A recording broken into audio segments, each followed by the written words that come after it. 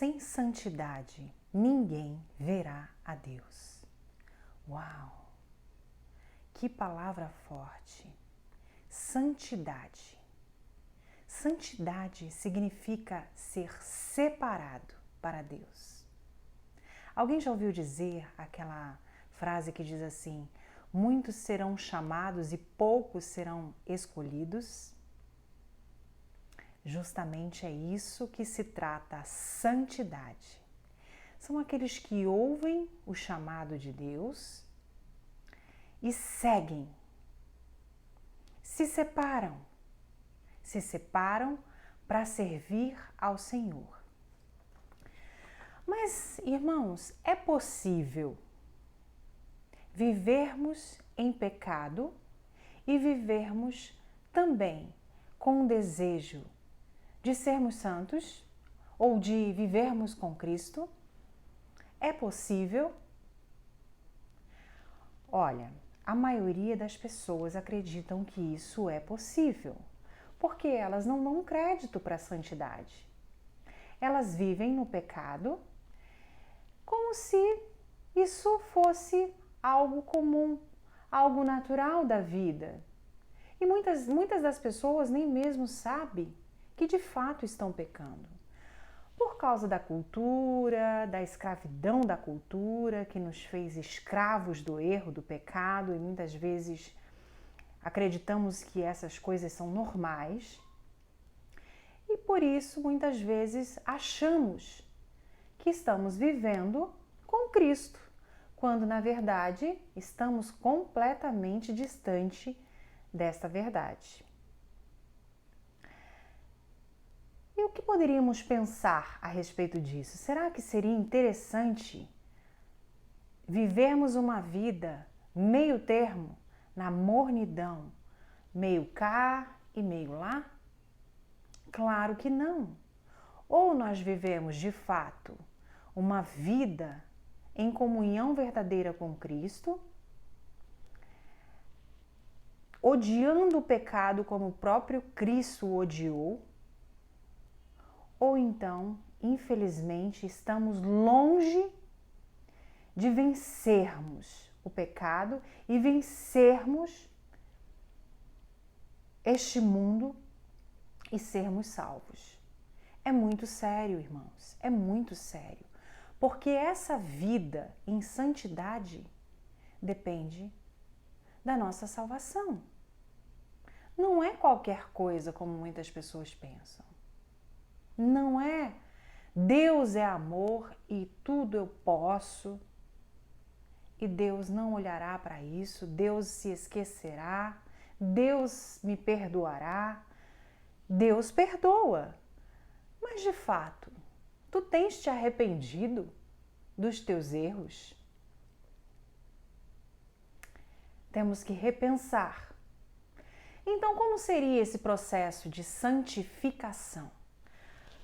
Bom, se você, por exemplo, muitas vezes deixa de se entregar a Cristo porque você acredita que não tem condição de sair dos teus prazeres carnais, que muitas vezes as pessoas pensam que entrar para a igreja vai ser muito difícil se tornar aquilo que a igreja impõe, que as pessoas pensam que é a igreja que está impondo tais regras. E muitas vezes essa pessoa se afasta e decide não ir de encontro a Cristo, porque ela crê que ela não será capaz. Mas isso é verdade? Isso é uma verdade ou é um engano que Satanás colocou na mente das pessoas para que as pessoas nem mesmo cheguem aos pés de Cristo com medo de não conseguir viver tudo aquilo que a igreja impõe? Na verdade, essas pessoas estão terrivelmente enganadas, porque esse processo é obra do Espírito Santo de Deus. Espírito Santo de Deus, este que veio para nos consolar, para fazer uma obra de santificação em nossas vidas.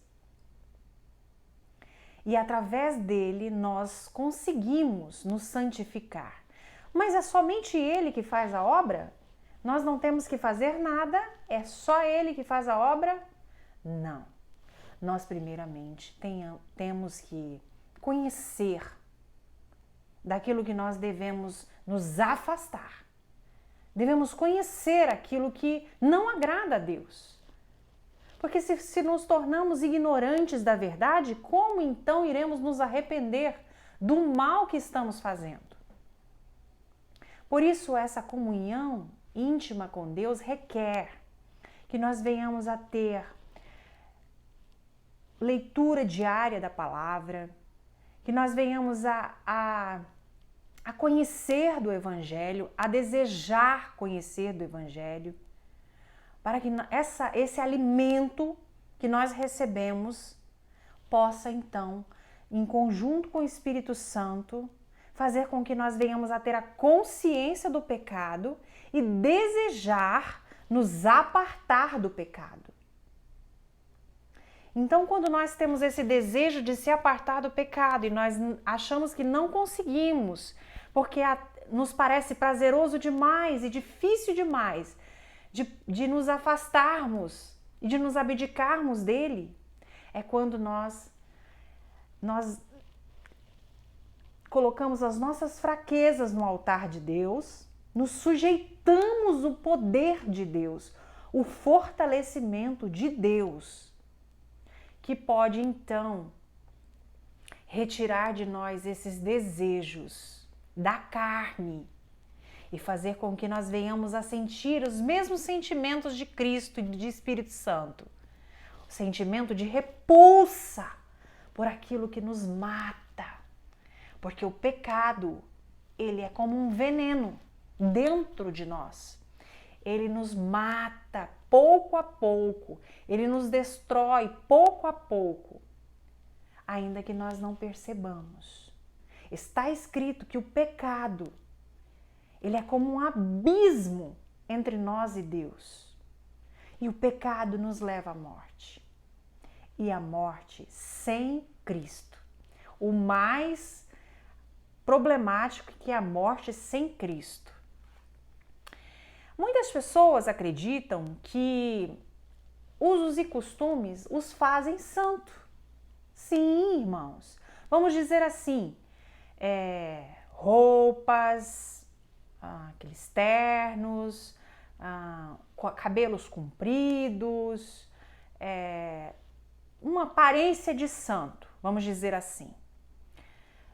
Na época do Senhor, essas pessoas que tinham aparência de santos, como os fariseus, eles queriam aparentar uma santidade, mas eles não tinham de fato a santidade. Era apenas uma aparência. Veja o que está escrito na palavra a respeito disso. Essas regras têm de fato aparência de sabedoria, com sua pretensa religiosidade, falsa humildade e severidade com o corpo, mas não tem valor algum para refrear os impulsos da carne. Colossenses 2:23. Então não é só você demonstrar uma aparência externa de santidade sem você de fato estar recebendo uma pureza do Espírito Santo dentro de você através do arrependimento das práticas do mal, do pecado. É claro que o externo ele vai refletir a santidade depois que você tiver de fato sido santificado pelo Espírito Santo de Deus. Essas coisas externas, elas serão uma consequência natural do seu processo de transformação e santificação em Deus. Então, por exemplo, você achar que você aceitou o Senhor Jesus Cristo e de imediato você já se tornou um santo, isso é um verdadeiro engano. E por isso muitas pessoas caem e acreditam que não conseguirão mais se levantar. Porque elas acham que essa força vem de si mesmos. Mas não. Esse é um processo de contínua abdicação, de contínua negação do eu, matando todos os dias o eu e levando a cruz, negando a si, morrendo para si e vivendo mais Jesus. Processo, cada dia mais e mais um pouco. Caiu, foi como um filho pródigo que saiu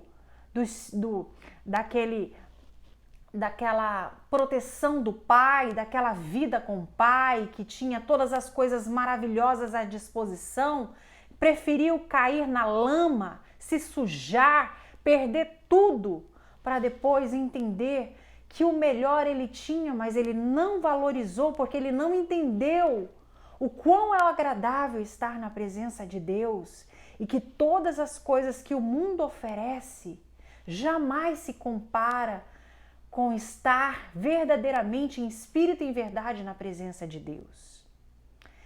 Então, meus irmãos, eu quero dizer que a palavra de hoje sobre a santificação é um processo contínuo. Nós fomos escolhidos para sermos um povo santo, semelhante a Cristo. A imagem e semelhança de Deus. Seremos salvos mediante a santificação conforme a imagem de Cristo. Romanos 8, 29.